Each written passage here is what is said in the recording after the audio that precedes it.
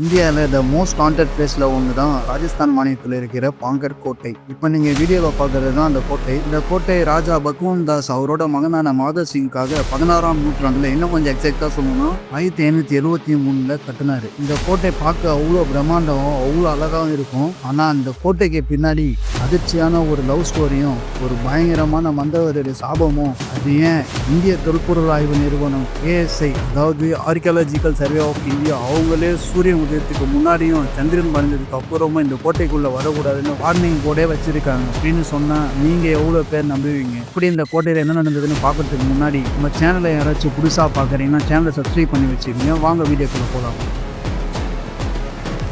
பல நூற்றாண்டுக்கு முன்னாடி பாங்கர் ஒரு பசுமையான ராஜ்யமாகவும் இந்த நாட்டோட அரசர் பயங்கர பிரபலமாகவும் இருந்தார். அதை விட அவரோட மகளான இளவரசி ரத்னாவதி அவ்வளோ அழகா இருப்பாங்க. இந்த நாட்டுல மட்டும் இல்லாம பல நாட்டுல இருந்து அரசர்கள் வீரர்கள் அவங்க மனமுடிக்கிறாரு.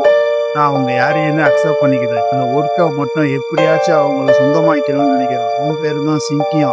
ஒரு பயங்கரமான மந்திரவாதி. மந்திரத்தால என்ன வேணா பண்ண முடியும். ரத்னாவை மட்டும் லவ் பண்ண வைக்க முடியல. ஒரு நாள் ரத்னாவதி அவங்க வேலைக்காரிய பர்ஃப்யூம் வாங்கலாம், பாடி ஸ்ப்ரே வாங்கலாம்னு சொல்லி கடைக்கு அனுப்புறாங்க. இந்த விஷயம் எப்படியோ சிங்கியாவுக்கு தெரிய வருது.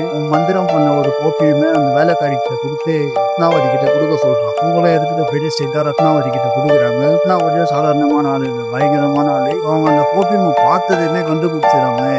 ராங்கா இருக்குன்னு சொல்லி கண்டுபிடிச்சதுமே அந்த பர்ஃப்யூமை தூக்கி ஒரு பாறையில தூக்கி அடிக்கிறாங்க. தூக்கி அடிச்சதுமே அந்த குதிரை ரிட்டர்ன் ஆகி அந்த பாறை சிங்கியா மேலேயே உள்ள போய் விழுது. விழுந்ததுமே சிங்கியா துடிக்க சாவுறான். அவன் சாகத்துக்கு முன்னாடி மண்ணில யாருமே நிம்மதியா வாழ முடியாதுன்னு, நகரமே அழிவை சந்திக்கணும், எல்லாரும் பேய் ஆயிடுவீங்கன்னு சொல்லி ஒரு பயங்கரமான சாபத்தை விட்டு சாவுறான். இதுக்கப்புறம் அடுத்த வருஷமே பாங்கருக்கும் எதிரி நாராயண அஜபருக்கும் போராகுது.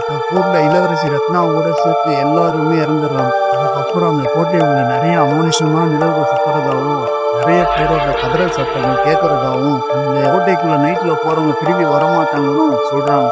நான் உங்களை ஒண்ணு கேட்கிறேன், நீங்க யாராச்சும் அந்த கோட்டைக்குள்ள தனியா போவீங்களா? அதுவும் நைட்ல சொல்லுங்க.